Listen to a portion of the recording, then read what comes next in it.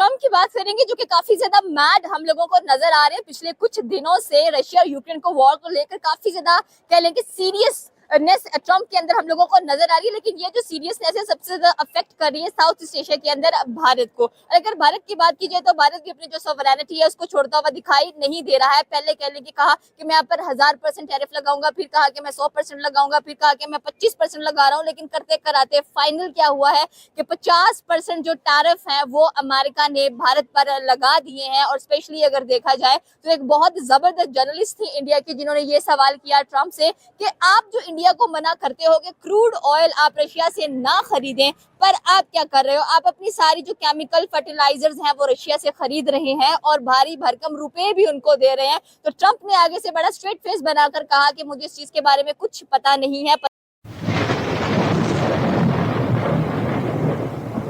नमस्कार दोस्तों, क्या हाल है। होप करता हूँ कि आप ठीक होंगे और स्वागत करता हूँ आपका हिंदुस्तान डॉट में। दोस्तों, अमेरिकन प्रेसिडेंट डोनाल्ड ट्रंप काफी दिनों से इंडिया के पीछे कुत्ते की तरह भौंक रहे हैं, लेकिन अब इंडिया ने भी फाइनली अमेरिका को जवाब देना चालू कर दिया है। जी हाँ दोस्तों, पहली बात तो ये कि अमेरिका इंडिया को सामने से F-35 जेट ऑफर कर रहा था, लेकिन इंडिया ने साफ मना कर दिया। और दूसरी बात, अमेरिका इंडिया के थ्रू चाइना को काउंटर करना चाहता है, लेकिन इंडिया ने अब चाइना के साथ अच्छे रिलेशन बना के चाइना के साथ बड़ी बड़ी बिजनेस डील कर ली है। तो यह अमेरिका के मुंह पे एक बहुत बड़ी थप्पड़ है। दोस्तों, ये सब देख के पाकिस्तानी भी हैरान है और कहते हैं कि इंडिया भी अब पावरफुल कंट्री बन गया है और अब तो अमेरिका को मुंह तोड़ जवाब देने लगे हैं। तो दोस्तों, बिना टाइम वेस्ट किए वीडियो में आगे देखते हैं इस बात पे पाकिस्तानी के रिएक्शन। अगर आप नहीं है तो पहले चैनल को सब्सक्राइब कर लीजिए और वीडियो को अंत तक देखें। कि जब ट्रम्प को बोला गया कि आपने रशिया से भारी भरकम रुपए देकर वहां से आप फर्टिलाइजर्स खरीदते हैं, केमिकल खरीदते हैं, तो फिर भारत को किस मुंह से कह रहे हैं आप कि भाई आप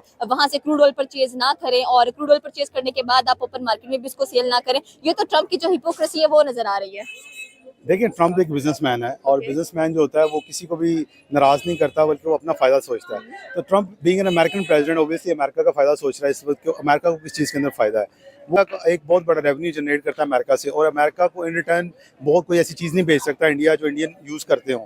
तो लिहाजा अब अमेरिका को बिलियंस ऑफ डॉलर्स पे करना पड़ता था हर साल इंडिया को। इंडिया की मीशत ताकतवर हो रही थी उससे, लेकिन अमेरिका को ऐसा जो रेवेन्यू के अंदर इतना फ़ायदा नहीं था। तो वो अब चाह ये रहे हैं कि इस रेवेन्यू को इंक्रीज़ किया जाए। अगर $100 बिलियन की इंपोर्ट आती हैं अमेरिका में तो उसका जो अच्छा खासा जो उसका फ़ायदा है वो गवर्नमेंट को भी हो।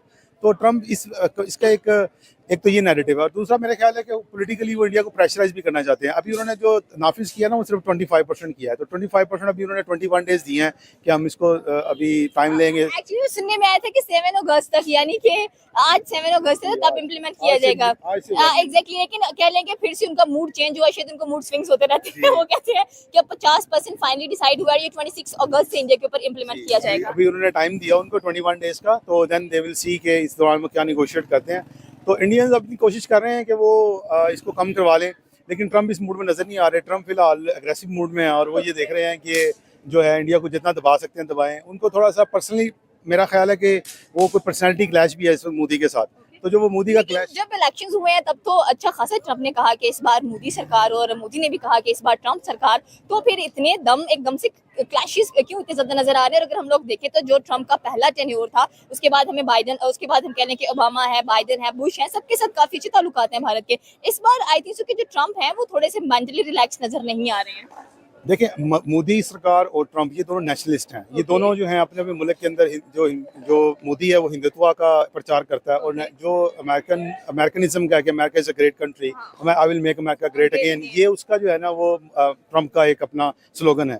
तो ये दोनों जब इतने सख्त नेशनलिस्ट आपस में मिलते हैं ना तो उनका पर्सनैलिटी क्लैश भी कहा जाता है।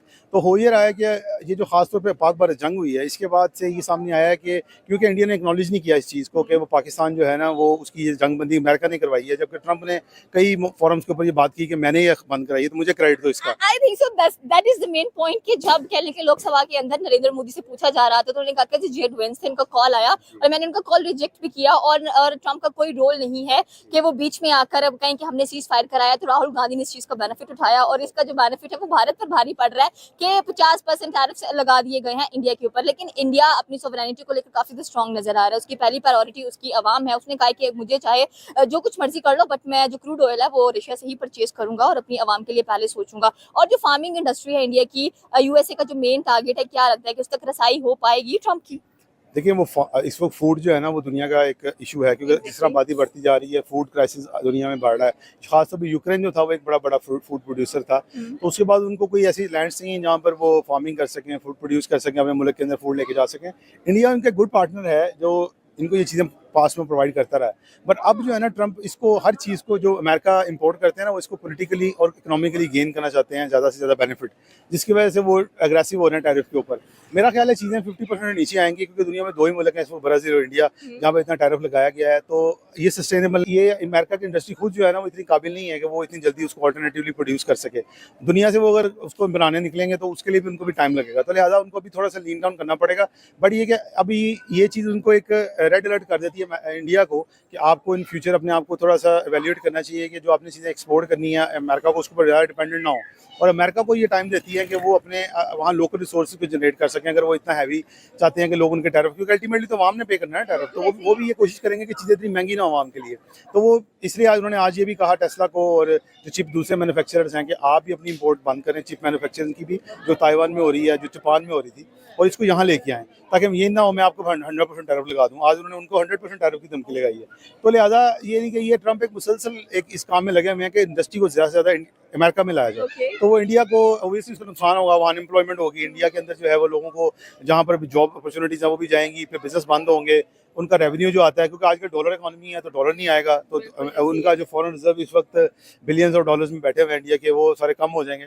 तो इंडिया को नुकसान होगा इस चीज़ का, लेकिन ट्रंप को फायदा होगा। लिहाजा ट्रंप एग्रेसिव ही रहेंगे इस बारे में। पर इंडिया इस दफ़ा पहली दफ़ा ये हुआ है कि उन्होंने इस नॉर्मली इंडियन सबमिसिव हैं, क्या वो जो उनसे कोई बात की जाती है तो वो एक्सेप्ट कर लेते हैं। अब लेकिन अब ये देखें उन्होंने चुप रहे हैं 2-3 बड़े, जब एग्रेसिवली ट्रंप ने बात की उनके खिलाफ तो इंडियन मीडिया का या उनके जो ऑफिशियल्स उनका रिएक्शन नहीं आया, उनकी किसी हाई लेवल के ऊपर कोई उनके खिलाफ बात नहीं हुई। अब ये हो रहा है कि इस वक्त जो है वो इंडियन जो टॉप नॉच उनकी क़यादत है ना वो आगे आके बयान दे रही है और ट्रंप को फेस कर रही है, और वरना वो सबमिसिव थे। तो ये थोड़ा सा एग्रेशन और उसके बाद थोड़ी सेटल डाउन आई थिंक ये होगी कर दी है। अगले 21 डेज वेरी क्रूशियल होंगे, जिसमें देखा जाएगा कि इंडिया कहाँ सेटल होता है। But again I think hard time दुनिया सारी के अंदर है, इंडिया के लिए भी है, और इसका उनको सोचना चाहिए कि किस तरह उन्होंने सेटल करना है। अच्छा ठीक है। तो दोस्तों ये थे पाकिस्तानी पब्लिक के रिएक्शन, और ये पाकिस्तानी बंदे ने बिल्कुल सही बताया कि अमेरिका तो अपनी बात मनवाने के लिए पूरी दुनिया को धमकी देता है, और काफी सारी कंट्री अमेरिका की बात भी मान जाते हैं, क्योंकि अमेरिका एक इकोनॉमिक और मिलिट्री सुपर पावर है। लेकिन दोस्तों इंडिया ने तो अमेरिका को भी मुंह तोड़ जवाब दिया है और पूरी दुनिया को बता दिया है कि इंडिया की फॉरेन पॉलिसी इंडिपेंडेंट है। इंडिया को जहां पे फायदा होगा वहां पे डील करेंगे। इंडिया को रशिया से सस्ता ऑयल मिलेगा तो इंडिया रशिया से सस्ता ऑयल भी लेंगे, और इंडिया को अमेरिका से टेक्नोलॉजी मिलेगी तो इंडिया अमेरिका के साथ भी डील करेंगे। उसमें अमेरिका और रशिया का कुछ भी नहीं चलेगा, और इंडिया ने यह करके भी दिखा दिया है। और दोस्तों दूसरी बात, अमेरिका सामने से इंडिया को F-35 फाइटर जेट और दूसरे वेपन भी ऑफर कर रहे थे, लेकिन इंडिया ने साफ मना कर दिया, क्योंकि अब इंडिया को असल में पता लग गया है कि अमेरिका तो इंडिया को कभी भी धोखा दे सकता है। इसीलिए तो इंडिया ने चाइना के साथ डील कर ली, लेकिन अमेरिका के साथ वेपन की डील नहीं करी। तो ये अमेरिका के लिए एक करारा जवाब है। तो बस दोस्तों आज के वीडियो में इतना ही। ये थे पाकिस्तानी पब्लिक के रिएक्शन, और अगर आपको ये वीडियो पसंद आई है तो वीडियो को लाइक शेयर कर दीजिए और चैनल को सब्सक्राइब करना मत भूलिए। थैंक यू, मिलते हैं नेक्स्ट वीडियो में।